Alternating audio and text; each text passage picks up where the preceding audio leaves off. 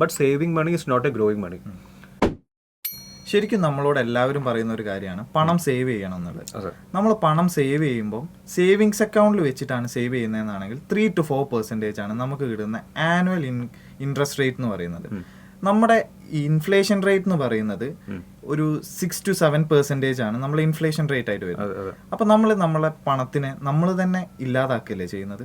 തീർച്ചയായിട്ടും എല്ലാവരും സേവിങ്സ് തന്നെയാണ് പ്രിഫർ ചെയ്യുന്നുണ്ടാവുക. But saving money is not a growing മണി.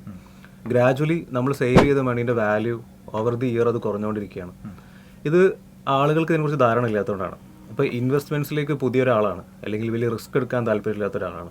ഇവരെ സംബന്ധിച്ച് ഒരുപാട് ഗവൺമെൻറ് സ്കീമുകളും മറ്റു പല ഇൻവെസ്റ്റ്മെൻറ്റ് വെർട്ടിക്കൽസ് ഉണ്ട്. ഉദാഹരണത്തിന് പറയുകയാണെങ്കിൽ പോസ്റ്റ് ഓഫീസ് ഇൻവെസ്റ്റ്മെൻറ്റ് സ്കീംസ്, ഇത് ഒരു ഫിക്സഡ് റിട്ടേൺസ് പെർ ആനം ഒരു 7 to 8% ആണ് തോന്നുന്നു നമുക്ക് ഫിക്സഡ് റിട്ടേൺസ് കിട്ടുന്നുണ്ട്. ഇനി അതല്ല ഡെപ്റ്റ് മ്യൂച്വൽ ഫണ്ട്സുകൾ 11% വരെ റിട്ടേൺസ് കിട്ടാറുണ്ട്. ഇനി കോർപ്പറേറ്റ് FDs. അപ്പോൾ ഇതേപോലത്തെ ഇൻവെസ്റ്റ്മെൻറ്റ് സ്കീമുകൾ, നല്ല ഇൻവെസ്റ്റ്മെൻറ്റ് സ്കീമുകൾ, റിട്ടേൺസ് തരുന്ന ഇൻവെസ്റ്റ്മെൻറ്റ് സ്കീംസുകൾ നമുക്ക് അവൈലബിൾ ആണ്. പക്ഷേ ആളുകൾക്ക് ഇതിനെക്കുറിച്ച് ധാരണ ഇല്ല എന്നുള്ളൂ. അപ്പോൾ ഇങ്ങനത്തെ അറിവുകളാണ് നമ്മൾ ബേസിക്കലി ഈ ആളുകൾക്ക് കൊടുക്കേണ്ടത്.